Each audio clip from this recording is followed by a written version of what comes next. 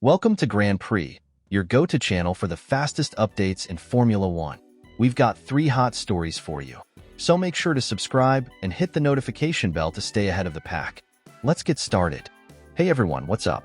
Here's a quick, no-nonsense update to keep you informed about the world of Formula One. So, if you enjoy this kind of content, don't forget to subscribe, turn on notifications, and of course, hit that like button. It really helps our work here at GPM Casa Plus. Let's dive into it. Mercedes is back on the podium after a long drought, and it happened this weekend at the Hungarian Grand Prix. George Russell delivered a solid performance and crossed the line in 3rd place, marking the first podium for Mercedes since June and injecting some much-needed positivity into the team's season. So what changed? According to team principal Toto Wolff, the team made a bold but strategic move. They reverted to the previous rear suspension setup instead of using the newer spec. Why? To better understand where their real performance lies, and this decision proved to be a game-changer. The older suspension setup brought more balance, more stability, and most importantly, restored driver confidence. Russell had a strong and consistent pace throughout the race. He fought off challenges from top-tier drivers like Charles Leclerc, especially in the final laps, and held his ground with authority. Meanwhile, Andrea Kimi Antonelli also had a standout race. Despite having worn-out tires, he defended well, moved into the points zone, and walked away with a crucial 1 point for the team. Toto Wolff stressed that the mental confidence drivers get when the car feels predictable and solid makes all the difference. That's exactly what happened at Hungary. The setup change allowed both drivers to push harder, manage their race better, and deliver a consistent performance from start to finish, something Mercedes had been struggling to achieve throughout the season. Now, here's the interesting part. Wolff revealed that while Mercedes will still make some minor improvements, the team's main focus has already shifted to the 2026 season. The current W16 won't receive major aerodynamic updates from now on. Instead, the goal is to maximize what they have, finish 2025 on a high note, and fight hard for 2nd place in the Constructors' Championship over the next 10 races. The Hungary podium wasn't just a result, it was a statement. Mercedes is not giving up. They've taken a step back to take 2 steps forward, and it looks like they've finally found a direction that works. If this setup continues to deliver results like this, we might just see them becoming serious contenders again, at least for podiums, until the season wraps up. But now it's over to you.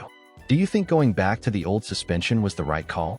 Can Mercedes really maintain this momentum and finish the year in P2? Or was this just a one-off lucky result on a track that suited them better?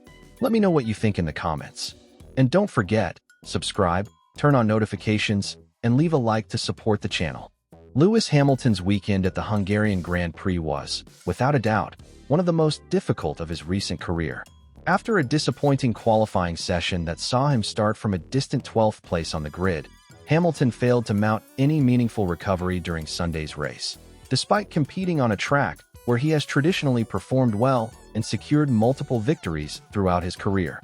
Saturday's post-qualifying interview gave fans and analysts a rare glimpse into Hamilton's current mindset, and it wasn't encouraging. The 7-time world champion appeared visibly dejected and even went as far as questioning his value within the Ferrari team, referring to himself as useless and suggesting, perhaps in a moment of raw honesty, that the team might consider replacing him if they wanted better results. His frustration was amplified by the contrast with teammate Charles Leclerc, who managed to secure pole position, clearly showcasing the potential of the Ferrari car in the right hands. Sunday's race only added to Hamilton's disappointment. He remained far from the points and failed to show the race pace that once defined his career. During his post-race interview with Sky Sports, Hamilton again looked emotionally drained. When asked directly whether he was considering leaving Ferrari, he responded by stating clearly that he wasn't, at least not yet. "I still love racing.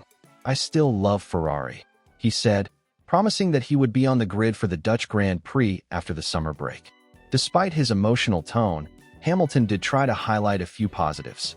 He acknowledged that the car had improved significantly over the last few races, even if he personally had not been able to extract its full potential. "It's a shame I couldn't understand it better this weekend," he admitted, "but I'll keep trying to get everything out of it."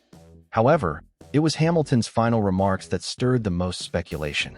He stated that there were many things happening behind the scenes that were troubling him, although he stopped short of explaining what those things were.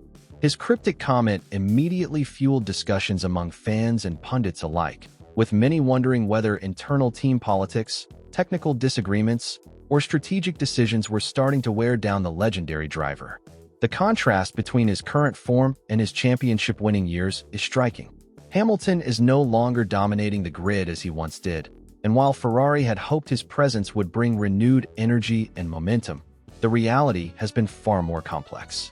The team's decision to bring him on was seen as bold and visionary, pairing experience with youth in the form of Leclerc, but the chemistry and performance haven't yet yielded the expected results. As the season progresses and pressure mounts, questions will naturally arise about Hamilton's future. Will he finish the season with Ferrari and start 2026 in red? Or if the downward trend continues, will we witness an unexpected departure before the new regulations kick in? One thing is clear. Hamilton's love for racing hasn't faded, but something is clearly bothering him within the walls of Maranello. The question is, will those issues be resolved in time to save this partnership? Or are we witnessing the beginning of an early exit from the Scuderia? What's your take? Do you think Hamilton will remain with Ferrari for the next season? Or will the unresolved tensions behind the scenes push him toward an early exit? Let us know in the comments. During the Pirelli tire tests held at the Hungaroring, the same track that hosted the Hungarian Grand Prix just a few days ago, Alpine driver Franco Colapinto suffered a heavy crash that further complicates his current phase with the French team. The accident happened on Wednesday morning and was quickly confirmed by Alpine. Not long after, images of the destroyed car began to circulate online. The damage was extensive, with large sections of the vehicle severely impacted. Colapinto was immediately taken to the medical center for evaluation, and fortunately, Alpine confirmed later that he is physically well and didn't sustain any serious injuries. These Pirelli tests are part of the development of the new tire compounds for the 2026 season. On Tuesday, drivers like Lando Norris, Liam Lawson, and Paul Aron were on track. On Wednesday, it was Colapinto's turn, along with Pierre Gasly and Charles Leclerc. However, the Argentine's day ended much earlier than expected due to the crash. As of now, Alpine has not disclosed whether the crash was caused by a technical failure, potentially related to the tires, or if it was due to driver error. Regardless, this accident has brought more tension to Colapinto's position in the team. Some sources suggest he may not even return to the grid for the remainder of the season. This is particularly concerning given the circumstances.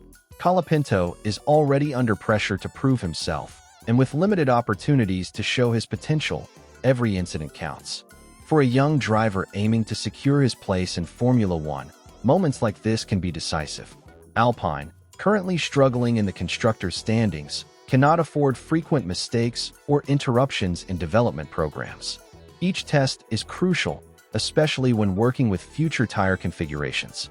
A crash like this not only sets back the team, but also adds fuel to the debate over Colapinto's readiness for Formula One. There's also a larger conversation here. Some believe he should be given more time to adapt, gain experience, and overcome the pressures of the top category. Others think Alpine needs someone more consistent and less prone to error, especially with valuable testing time on the line. Now the question goes to you. Do you think Franco Colapinto deserves more chances to prove himself in Formula One? Or has he already shown that he might not be ready for this level? Let us know in the comments. And if you want to stay updated with everything happening in the world of Formula One, make sure to subscribe to the channel and turn on notifications. Your opinion is important, and we'll keep bringing you the latest, without delay and without unnecessary drama. Just the facts and what matters.